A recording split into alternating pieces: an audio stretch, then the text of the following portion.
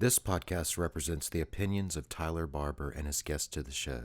This podcast is not intended to be a substitute for the medical advice of a licensed counselor or physician. The listener should consult with a mental health professional in any matters relating to their health or the health of a child. This is the Mayo Lab Podcast with Tyler Barber.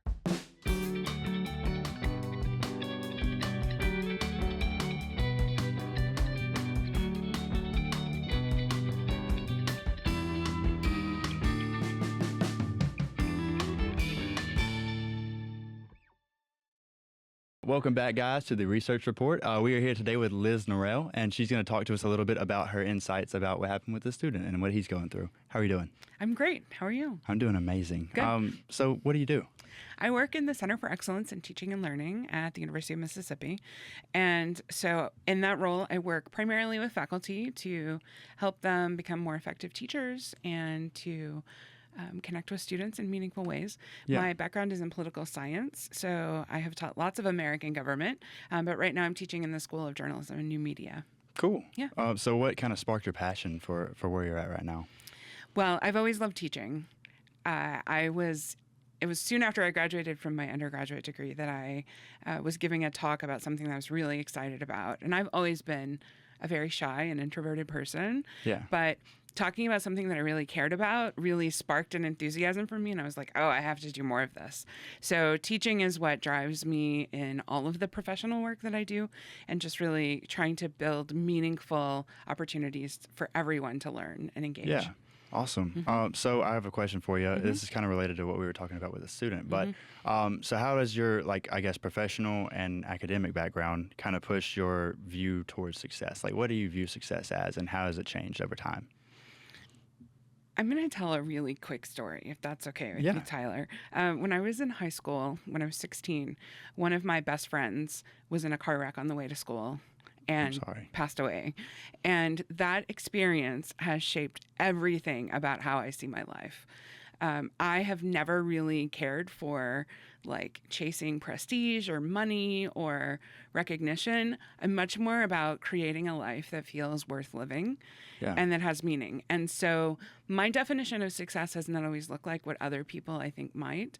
I really don't like to be the center of attention. I don't like, people to think about me as being better than anyone else. I want to be a force for bringing people together and finding meaning. And so for me, success is living a life that you're proud to lead. Yeah. And that doesn't have anything to do with the markers of success so much as it does with the feeling of what it's like to live as you every day. Yeah, that is a great answer, and I'm sorry about what happened with your friend. It was a really long time ago, but thank you. So how does the way that the society looks at success, I guess, kind of create barriers for people? Yeah, so I think the way we think about success so often is like a zero-sum game. So if I'm going to be the best at something, then that means you can't be. Yeah. And so we're in competition for each other. Whereas I really believe that success is a community thing. So when I'm better, you're better. And when you're better, I'm better. Yeah. And so that, I think, is a pretty profound mindset shift. It's a pretty profound mindset shift that we have to make. And I don't think that anything in a college student's experience has probably prepared them for that in our traditional schools. Yeah, I agree. I feel like when you get to college, it's so new for you that you're really worried about yourself a lot of the time, and community kind of gets put on the back burner. Mm-hmm. Like, you make friends, yes, and you want to make friends, but you're making friends so you have friends instead of the community part. And I think that you're right. Is that what you see in your job as well? Sure. And I mean, speaking from my own experience, I went to a school that was pretty far away from where I grew up. And I was convinced from the second I stepped foot on that campus that I got there by a fluke. And everyone was going to find out that I did not deserve to be at this school. And I think a lot of people feel that way when you go to college, even if it's just across town. Am I really smart enough to be here? Am I really do I have what it takes to be successful? And so you kind of glom on to the first people you find. Yeah. You're like, okay, at least I have friends, right? Yeah. So I'm probably not going to get kicked out right away. Yeah. And, that's really common. and it is because we haven't been socialized in a way. The United States has this strong streak of independence and, individualism. And so the idea of relying on other people feels antithetical to what it means to be successful in America. I think that's all wrong. And so, a lot of the work that I do with faculty and in my own teaching is try to create spaces where students feel like they can connect to one another and be a little vulnerable, which is very hard, especially for people who are new to college. But, that work is so important in order for us to have really meaningful learning and to grow, which is an inherently vulnerable thing to do. Yeah, I agree. And I feel like a lot of, back to the first part of what you were saying with, I think it's imposter syndrome. Is Absolutely. And I've been affected by it too. I think everyone feels it. Is. Yeah, and it's got to be the worst thing. But, and then, I lost my train of thought. Well, let me just say this. Not only do almost all of our students have imposter syndrome, everyone I meet at the university, faculty, staff, from, people in very high positions to the people who are doing the everyday work in our offices, they all feel that way.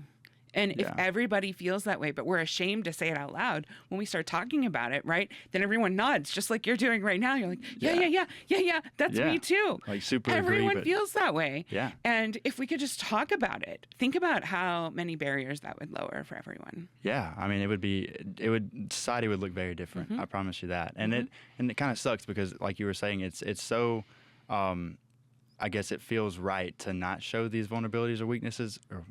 I was going to say they feel like weaknesses to everybody because of how we're grown up and how we're raised and what we're around. So yeah, I definitely agree. So I have a question for you. Yeah. So how do you navigate, I guess, say your position right now and then pushing for success while, I guess, keeping the same mentality towards we're going to, it's not that, you're not competing with everybody else. What I'm describing really requires a cultural change. And it's like the microculture of a classroom or a workshop to a discipline, to a department, to a college, to a community, to a nation. Yeah. And I can't do all of that. But in the places where I work, which is primarily in classrooms and, one-on-one with faculty or in workshops, I'm always trying to talk about this in ways that humanize education and help everyone who's there feel like they can be seen a little bit more than they might normally by the people who are around them. And then reflecting on what that feels like and imagining what would happen if we could project that into the other spaces we're working at on campus. And so, for me, it's just a question of being really present and inviting other people to do that and to be really human. Yeah, definitely. And I feel that even when we're talking right now, it's so grounded and it's comfortable, Yeah. I'm glad to hear that. Thank you. And I have a question for you. I guess this is more about you and what you do. But when you say you're in classrooms, what is there a age level classrooms, or are you just primarily working with the professors?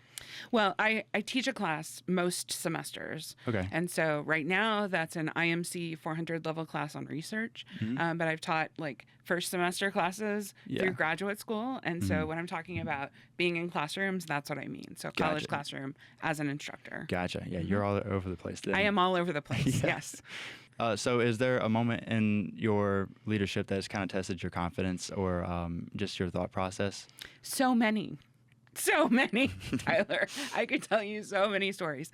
There are a couple that are really meaningful for me. One was I was in a graduate program. I'm a good student, okay? I got a PhD. I know how to school.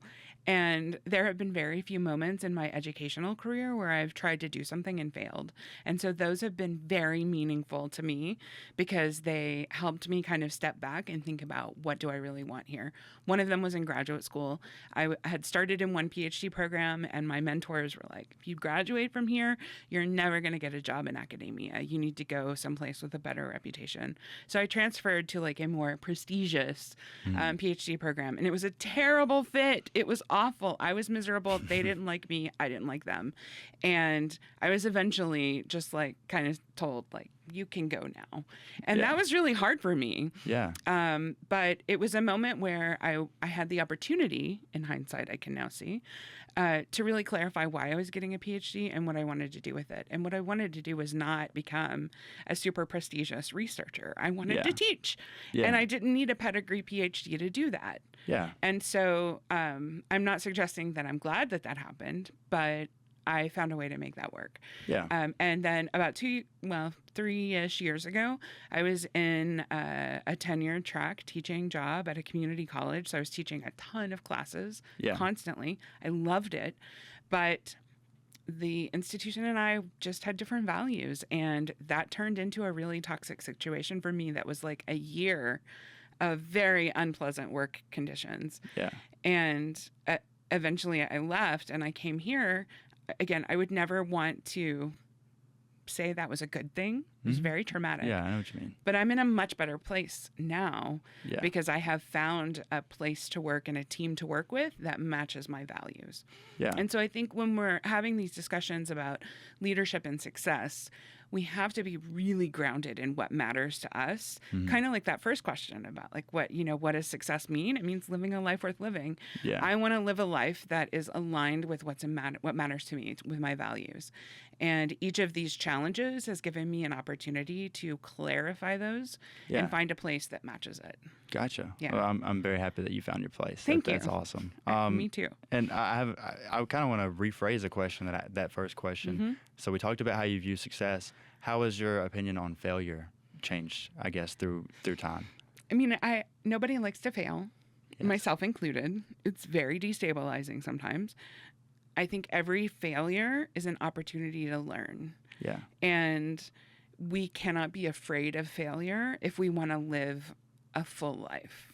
Yeah. And it's not going to feel this way at the time, but later I think we can find ways to grow towards that living a meaningful life. Yeah. And so I want students in my class to fail, but by fail, I don't mean like get an F. I mean, make mistakes and learn from them. Yeah. That's what education's all about. If you can't do that in college, then you're going to be doing it in the job, and there the stakes are much higher than they are in a classroom. Yeah. So yeah, failure should not be a scary thing, even though it's not a fun thing. Yeah. That's a good way to put it. I was going to say, I mean, failure sucks. No one wants to fail, but it's always, in hindsight, an opportunity. And you don't see it when it happens, but it is. And I have a question for you as well. So say that, I guess, like your position or your job gets kind of hectic. How do you kind of take care of yourself when things kind of, go a different way than you expected them to? It's always hectic. And it's always a little different than I expect. But I'm a big believer, as I've already said, about being present and being real and staying grounded in my values and being human. Yeah. So if I can do those things, then I try to focus on the things that are, I sort of have what I developed many years ago. I call it my 3-point test to yes about what am I going to do? How am I going to spend my time? And those 3 things are, can I remember them? If I don't do it, no one else will. Okay. So if somebody else can do it just as well as I can, then they should. Does it build community? And, will it bring me joy? Yeah. And so when things get overwhelming, I kind of look at what I've said I'm going to do and start prioritizing based on those things. Yeah. And if there are ways that I can go to someone and say, I'd really like to do this, but actually this other person who's newer in their career or maybe hasn't had a chance to do this as much, I want to give them an opportunity too. So why don't you have them do it? Yeah. I do that all the time because that's the only reason that I got to where I am is that other people gave me opportunities and took a chance on me. So that's awesome. I'm happy to be at the place in my career where I can do that. Yeah. And kind of elevate others. Definitely. So when you mentioned that you were talking to another professor about ADHD, I was so excited. She's really new to the university. Oh, really? And relatively newer in her career relative to me. So that's great. You should talk to her. Yeah. It's wonderful. I'm very excited to talk to her. I haven't had the pleasure of meeting her yet, but so say like a student is maybe having a little bit of trouble in their studenthood, I don't know, in their time here. Yeah. What advice would you give them? Take a nap first. Yeah. Okay. So like sleeping feels like the least obvious thing to do when you're feeling overwhelmed, but everything is harder and you are less efficient if you haven't slept. So go take a nap or, do something that's just going to calm down your nervous system. And then really think about like, what are the things that are most important to do for you? I don't think grades, I could go on a whole rant with you, Tyler, about grades and how stupid I think they are, but grades to me are not a good barometer of success. And so I know that we are living in a system where the grade is important for some things, especially if you want to go to graduate school or law school or medical school, et cetera. It's really everything. Right. That's what it seems to be. But if you're planning to go get a job, nobody's going to care. Yeah. Do you know how many people have asked me what my undergraduate GPA is since I graduated college? Like 5. And they were all graduate school admissions officers. Really? So like nobody cares. Yeah. And I'm not telling people that they shouldn't care about school, but the saying that C's get degrees is true. You don't have to be perfect. Yeah. This is an opportunity. College is an incredible opportunity to challenge yourself and try new things and see where you come alive. Yeah. And then to chase that. So when students come to me and they're feeling overwhelmed, I tell them, take a nap, do something fun. Do you have someone you can talk to just like blow off some steam? And then start really small. So Yeah. I love checklists. That's what I do.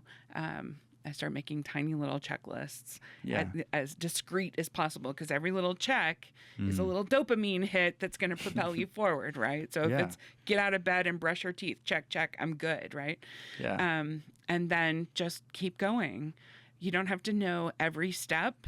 You just have to know the next step. Yeah. That's a quote right there. I didn't come up with that. That's many other people. Martin Luther King said you don't have to see the whole staircase to take the next step, right? Yeah. You just keep going. Yeah. That's cool. I've read a lot about the benefits of having checklists and going through them. I have ADHD myself, and I'll be honest, I haven't actually sat down and tried that yet, but I kind of want to. I don't know. I keep reading good things about them, so it's going to be something I try. So if you have ADHD, and I know that this podcast is not about you, but the thing is, like, you probably have been thinking your whole life that, like, there's something wrong with you, that you can't focus, but actually you are incredibly talented because you can hyper-focus. Like, when you get excited about something, you will go deep on it, right? And you lose all track of time. I didn't know that was a symptom of ADHD. I just thought I did that, but that makes so much sense. That is what ADHD is. Okay. And so you are profoundly talented. You just don't, and I say this as someone who is probably ADHD as well, you may not always be able to direct your attention, but you can definitely use attention. Yeah. And so, like, stop thinking you're a problem, first of all. And that goes for everyone, not just people who are ADHD. Yeah. Checklists are helpful for some people. They're not for others. I find them to be helpful because I get easily overwhelmed. But I also just want to say, if you want to include this, you can or not. There's a website called Goblin Tools that will create a checklist if you give it a task. Gotcha. So, like, I showed this in a workshop a couple of weeks ago. You can say, like, I need to create a presentation on leadership and success in college. Yeah. And then you tell it from 1 to 5 peppers, how much detail do you need? Okay. And if you give it 5, it will say, like, find a place to sit. That's a step. Wow. Okay. And then decide what topics you want to write about or talk about, and then make an outline. And so it'll like literally generate a list of steps based on how much detail you want. And it's been incredibly helpful for many students to break down, like, if you have a semester project, or like one of my students, we used her example. She had to read, I want to say Romeo and Juliet, or maybe it was Hamlet, and make a list of vocabulary and then define them. And so we put that in Goblin Tools, and it was like, find a copy of the play, start reading. Okay. When you encounter a word, write it down, right? So it just like gives you these really discrete steps. That's super nice too, cool. because I talked with a student about ADHD a couple weeks ago, and she had mentioned because hers, and this, I think this is everybody with age, or it may just be everybody in general, but she said that for her personally, it was like the overwhelmingness of like just having to do laundry or just getting out of bed. Like everything is like broken down in little tasks, and it just feels like it's way too much. Even just going to the gas station, because you have to roll out of bed. You got to get dressed, crank your car, go to it's a lot of steps. So that sounds really beneficial. It really does. Well, if you're overwhelmed by the number of steps, then sometimes it might be useful just to think about the next one. Yeah. Rather than seeing the big long list. Yeah, right? maybe like one pepper. Yeah. Yes, exactly. Yeah. Exactly. And my last question for you for the day is going to be, so how do you think that friends and colleagues and anybody that's around could maybe change a little bit towards like fostering this community, and building people up? I think we all have a lot of work to do to recognize the ways that this culture of productivity has created a society where, frankly, when you ask someone how they're doing, they're almost always going to say, "Oh, I'm so busy." Because busyness and productivity are like the way we think of ourselves as valuable. And I just fundamentally reject that. I think every human has value, regardless of what they do or do not produce or how busy they are. Yeah. And I think that that's the thing. Like if we're going to do anything, it's to start to see that culture for the toxicity that it is and the sort of labor extractive mechanism that it is, and start to approach one another as humans. So I know that sounds like really simplistic and idealistic, but, for every person that I encounter, when I see them doing something, I say this all the time, like if a student comes to class late, right? A lot of instructors will look at that as like a lack of respect or a lack of preparation or something's wrong with the student. And I look at that and see like they took the time to get out of bed and brush their teeth and get clothed and get dressed and get in their car and drive to campus and find parking and come to class. They made it. They made so many decisions that they could have made differently. Like, thank goodness they made it. They clearly want something. Like, nobody goes to class accidentally. Yeah. So, if someone's late, I don't see that as a problem. I see it as a commitment. Because now not only are they coming to class, but they're kind of putting themselves in that position where they know that they're going to walk in and everyone's going to notice. Yeah. I was going to say, I've been that late guy for, sometimes, and it's, everyone's going to look at you. That's right. And so like you came anyway, like we should be happy. That's exciting. Yeah. I often tell faculty that I work with, when students fall asleep in my class, and I don't invite anybody to do this. I don't say like, hey, you guys, you can take a nap. But if they do, I don't see that as a negative statement about me. I see it as a positive statement about the relationship we've built. Because if you need to sleep that badly, you're not hearing anything I'm saying. You're not learning anything in class today. Yeah. And probably not for the rest of the day. So if you take a nap now, first of all, you're saying, I'm comfortable enough that I can fall asleep and I'm not that worried that she's going to like make fun of me. Yeah. So I've built some trust. And two, maybe you're going to be a little bit better for the rest of the day. Yeah. So like I take that as a compliment. Yeah. Right? Like that's like, okay, good. You're taking care of yourself. These are not things that I expect other faculty members to do or other people to do, but if we can start looking at people with the assumption that what they're doing is the best that they can do, and that whatever they're doing is not about me. Yeah. Then we can have a radically different world. That's a really good message. So that's what I try to embody in my work, in my Yeah. teaching and working with faculty, and hopefully that spreads. Yeah, definitely. Well, thank you very much for coming on the podcast today. Sure. I mean, your insights were amazing. Thank you. Yeah, absolutely. All right, guys. Well, that will wrap up our episode. So just give us a follow on Instagram, and you can listen to us on Spotify and Apple Podcasts. See you guys next time, and don't forget to keep the conversation going.